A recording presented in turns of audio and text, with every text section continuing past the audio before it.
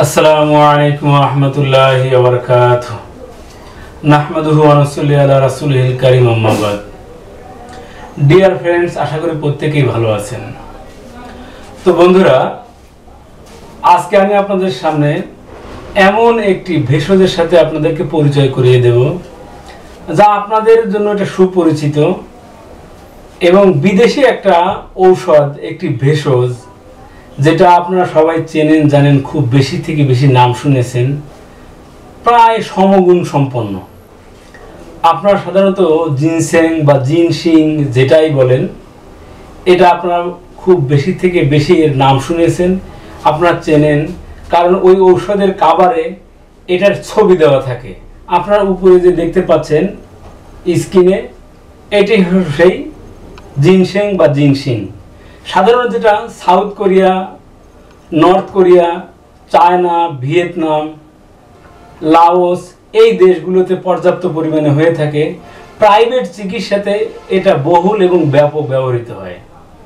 তবে এটা সাধারণত এই দেশগুলোতে পর্যাপ্ত পরিমাণে হওয়ার কারণে এই দেশের লোক এগুলো, আমাদের দেশের মানুষ যেরকম সবজি খায়, ওই দেশের জনগণ এগুলো সবজির মতো ব্যবহার করে থাকে। আর আমাদের দেশে এটা ভেষজ হিসেবে ব্যবহৃত হয়। তো এইরকম একটা ভেষজ যেটা বাংলাদেশের অলিতে গলিতে আনাচে কানাচে পড়ে রয়েছে অবহেলায়, অনাদরে, কিন্তু তার গুণ সেই সাউথ কোরিয়া বা চায়নার জিনসিংয়ের প্রায় সমগুণ সম্পন্ন। তো বন্ধুরা, কথা না বাড়িয়ে আমি সেই বাংলার জিনসিংয়ের সাথে আপনাদেরকে পরিচয় করিয়ে দিচ্ছি। তো বন্ধুরা, আমার হাতে যেটা দেখতে পাচ্ছেন, এটার নাম বাংলাদেশের আঞ্চলিক ভাষায় বলা হয় বিলাই আশ্রা বা বিড়াল আশ্রা। আপনারা ভালোভাবে দেখে নিন। এর ভেষজ নাম কণ্টকারী। এটা একটু আঞ্চলিকতায় এটাকে ক্যাটগেরি বলা হয়। ক্যাটগেরি, কণ্টকারীরই আবার আঞ্চলিক ইংলিশ নাম বা ইংরেজি নাম ক্যাটগেরি। তো আপনারা এর শিকড় সহ দেখতে পাচ্ছেন। এইটা সাধারণত বাংলাদেশের হেকিম বা কবিরা যেটাই বলুন না কেন, ওনাদের হালুয়াগুলো তৈরিতে এটা অগ্রণী ভূমিকা পালন করে এবং এটাকে রাখা হয়। এর কি গুণাগুণ রয়েছে? আপনার যেরকম জিনসিংয়ের যে গুণগুলো রয়েছে, সাধারণত উত্থানজনিত সমস্যা, শুক্রতারল্যজনিত সমস্যা, এই সমস্যাগুলোতে এর ব্যবহার রয়েছে ব্যাপক। এমন কোনো হেকিম, এমন কোনো কবিরাজ নেই যিনি তার ঔষধ তৈরিতে এটি ব্যবহার করেন না। সেই সাথে আরও একটি কথা বলছি, বাজাইফ বাংলাদেশ জাতীয় ইউনানি ফর্মুলা। এই ফর্মুলার যে চার্ট রয়েছে, প্রাইভেট চিকিৎসাতে যে ঔষধগুলো ব্যবহার করা হয়, ওই চার্টে আপনার এই গাছটাকে বা এর শিকড় বাকড় ব্যবহার করা হয় এবং এইটি রয়েছে সেই বাজাইফ ফর্মুলাতে। তো বন্ধুরা, তো এটি কিভাবে সেবন করবেন, কিভাবে সেবন করলে আপনার উত্থানজনিত সমস্যা এবং শুক্রতারল্যজনিত সমস্যা চলে যাবে, আমি সেটাই আপনাদেরকে বলছি।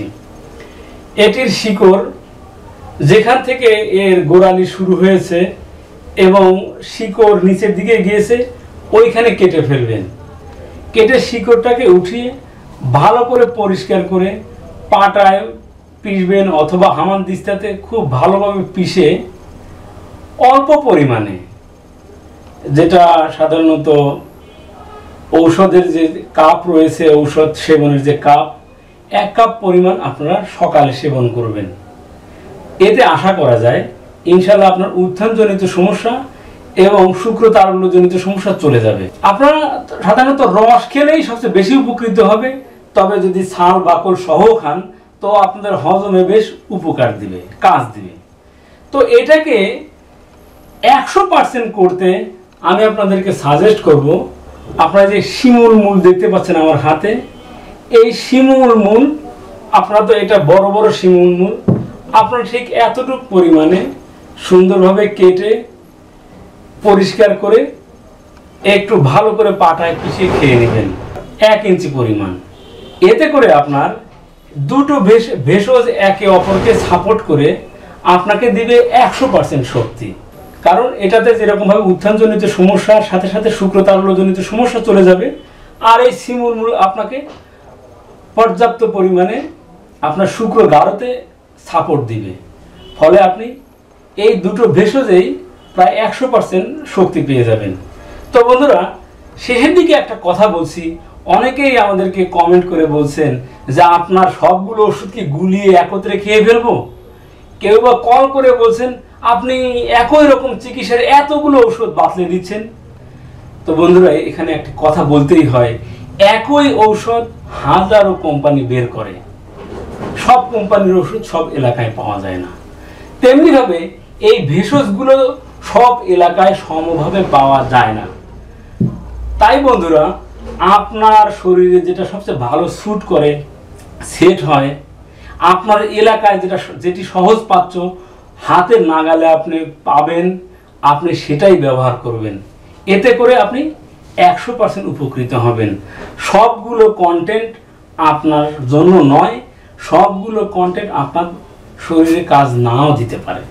সেক্ষেত্রে সবচেয়ে যেটির উপর আপনি বেশি আস্থা পাবেন ওটিই ব্যবহার করবেন। তো আপনাদের প্রাইভেট সমস্যাগুলোর জন্য আপনারা উত্তেজক পদার্থগুলো ব্যবহার থেকে নিজেকে বাঁচান, উত্তেজক পদার্থ থেকে আপনারা এড়িয়ে চলুন এবং ফিরে যান প্রকৃতির কাছে। প্রকৃতি থেকেই আপনার সমস্যার সমাধান খুঁজুন।